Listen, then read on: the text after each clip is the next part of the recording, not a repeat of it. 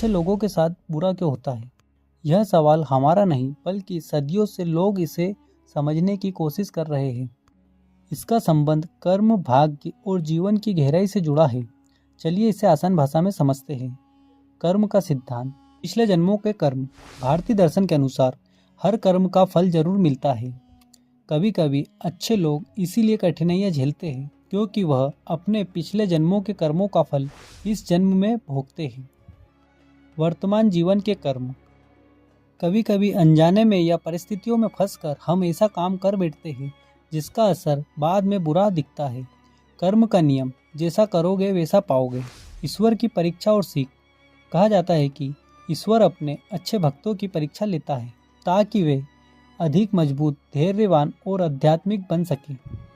उदाहरण, महाभारत में पांडव धार्मिक होने के बाद भी कठिनाइयाँ झेलते रहे, लेकिन वह कठिनाइयाँ उन्हें महान बनाती चली गई। इंसान के जीवन में मुश्किल समय हमें जीवन का असली ज्ञान सिखाता है। यह दुनिया स्थायी नहीं है, यहाँ सुख और दुख दोनों आते जाते रहते हैं। अच्छे लोगों के साथ इसलिए बुरा होता है क्योंकि यह संसार कर्म पर चलता है, किसी की अच्छाई बुराई पर नहीं। तुलसीदास जी कहते हैं, सुख दुख दोनों को समान समझना चाहिए। भगवान श्री कृष्ण कहते हैं, जीवन में सुख दुख, लाभ हानि, जीत हार सब समान है। जो इन परिस्थितियों में शांत रहता है वही सच्चा योगी है।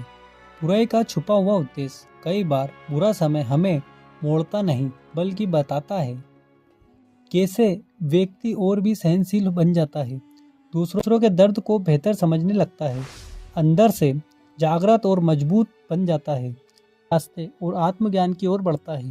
वास्तविक उदाहरण, जैसे कि भगवान श्री राम मर्यादा पुरुषोत्तम होने के बाद भी वनवास पड़ा, सीता हरण और अनेक कष्ट झेलने पड़े। इन कष्टों से ही उन्हें चरित्र को महान बनाया।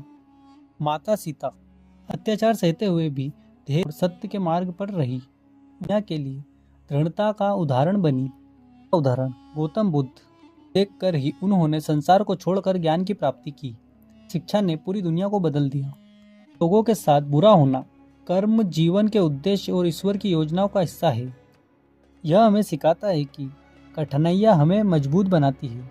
हर स्थिति में सकारात्मक रहे और सबसे जरूरी अच्छे कर्म करते रहिए, यही सच्चा मार्ग है। अगर आपको ये जानकारी अच्छी लगी हो तो इस वीडियो को लाइक, शेयर, सब्सक्राइब करना ना भूलें। धन्यवाद।